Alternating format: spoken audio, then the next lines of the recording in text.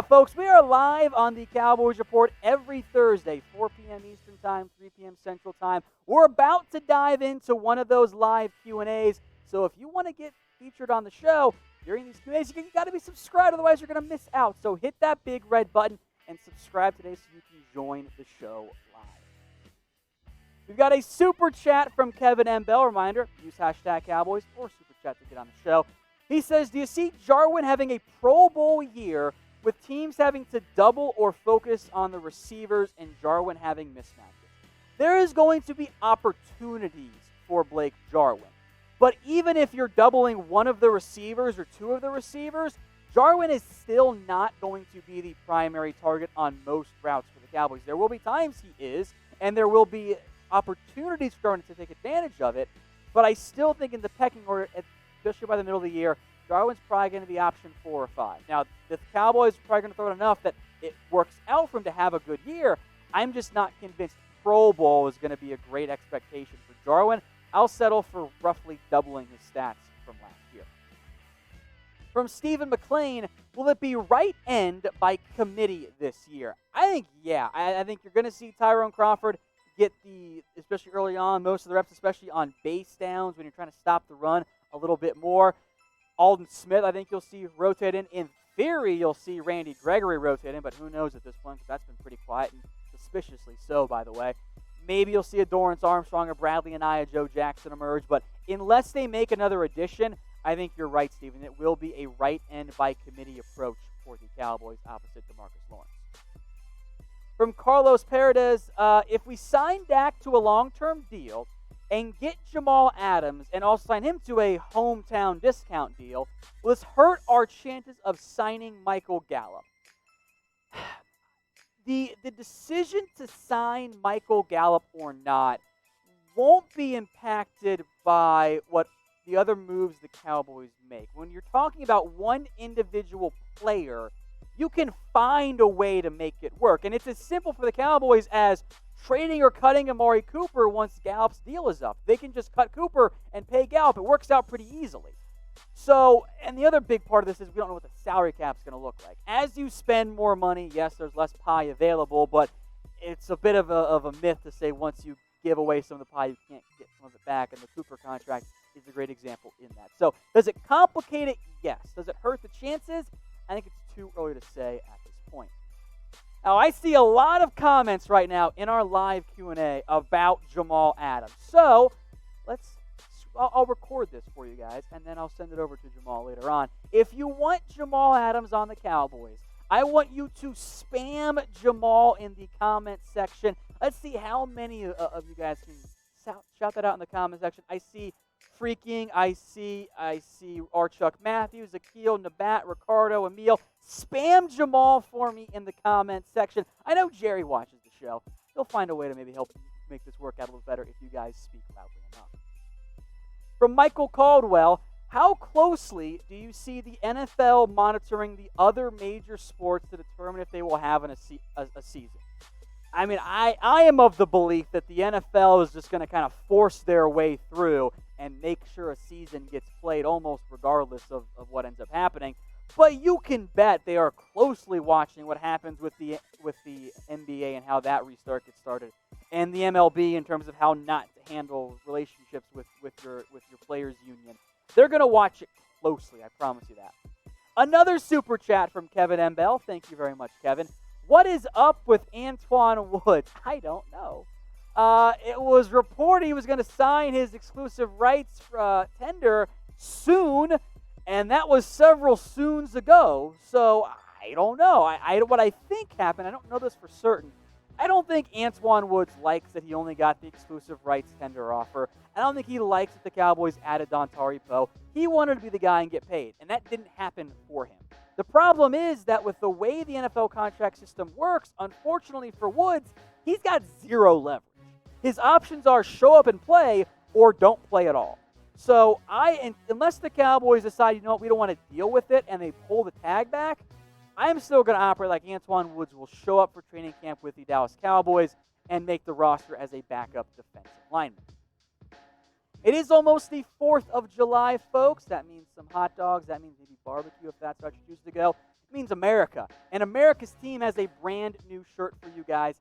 chatsports.com/Cowboys4th. That is chatsports.com/Cowboys4th. Go check that out. That link is in the comments and it's in the description. Now, as a little note and reminder here, for now, everything is fully stocked. All the sizes are available for that particular shirt. However, I know how you guys work. It might be gone a little bit sooner than that. So go check it out, chatsports.com/Cowboys4th. Now, speaking of America, a super chat from Kevin M. Bell. Hey, Tom, awesome show. Thank you, Kevin.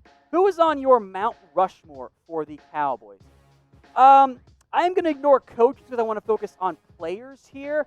I think you have to put Emmitt Smith on there. I think you have to put Roger Staubach on there. I want to put Troy Aikman on there as well. And I kind of want to put a defensive player on the list. And my personal Mount Rushmore always includes Deion Sanders. But I don't think that's kind of more general NFL, less pure Cowboys. So how about I go way back, get another older guy in here? How about I go with Bob Lilly? You guys get your votes in the comment section. I see Tom Landry and Jimmy Johnson. I ignored coaches, but if you're putting coaches on there, those are the guys that probably make sense there. Another super chat. Look at all these coming. You guys are the best. Considering we are willing to trade AB last year for Adams, how much do they actually value him? I think they didn't want to lose him and Byron in free agency. He means Anthony Brown, not Antonio Brown. FAB in the comments. I think it's a good question, King J. And I see you have a second one on Anthony Brown, so we'll bring that one up here too. So appreciate the double super chat. What is the cap hit for trading Anthony Brown? Could he still have some value in a potential package, or does Chido have more value at this point? So, in terms of the trade value, I think Awuzie has more value than what Anthony Brown does at the current moment. I don't consider trading Anthony Brown viable at this point. Next year, yes. But right now, if you were to trade him away, your cap hit for Anthony Brown just on the roster as it exists is $3.25 million. If you trade him away, it becomes $6.25. Now, what you could do is trade him and space that dead money out over 2 years, but then you're not saving very much.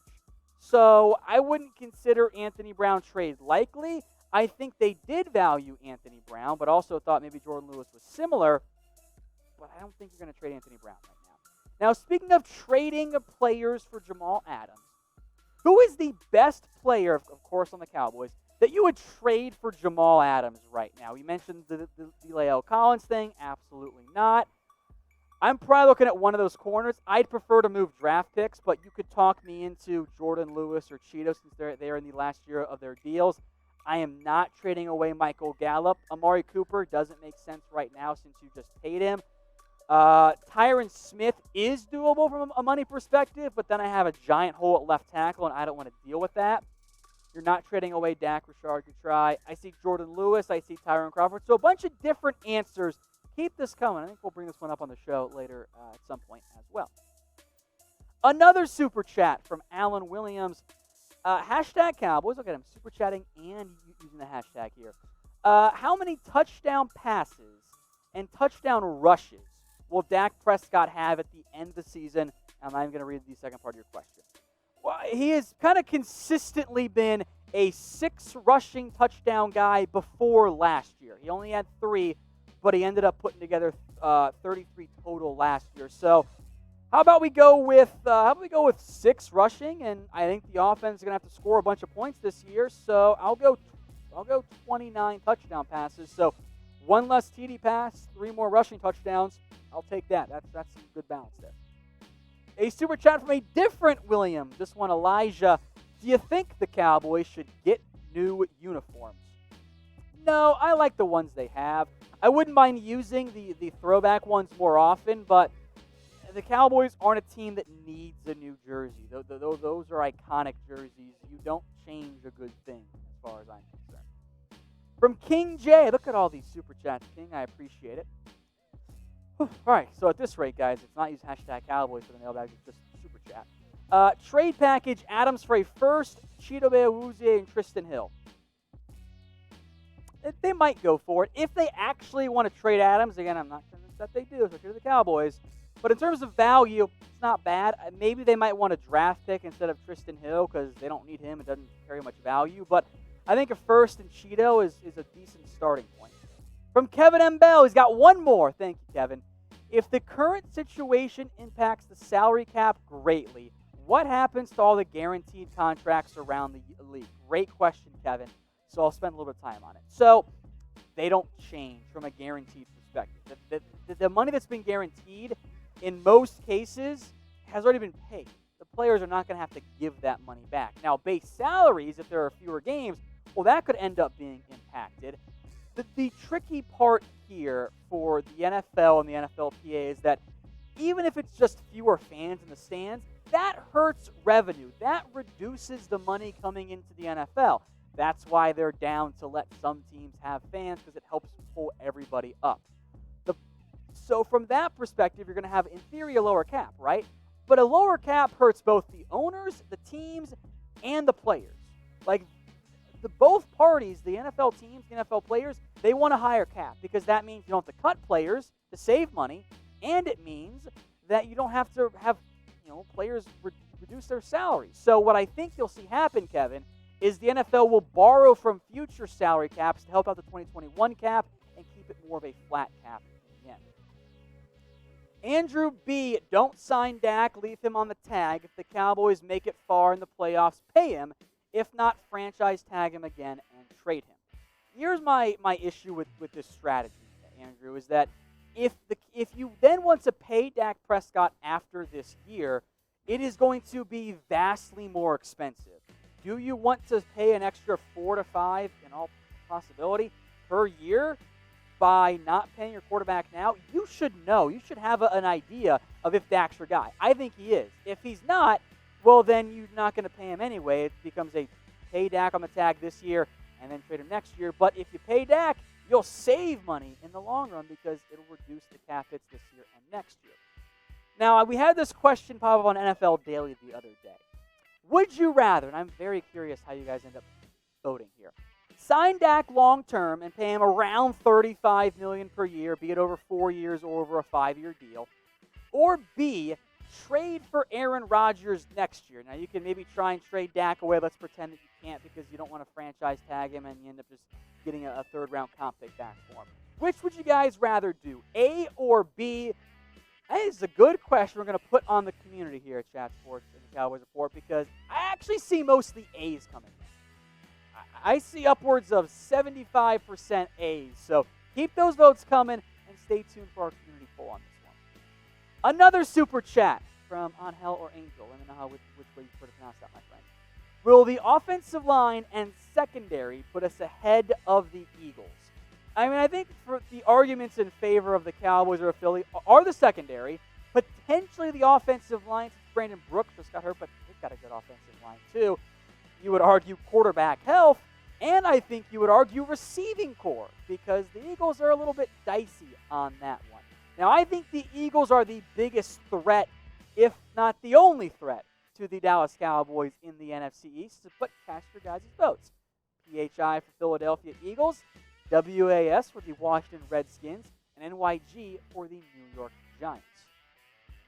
More super chats today. We're having fun, guys.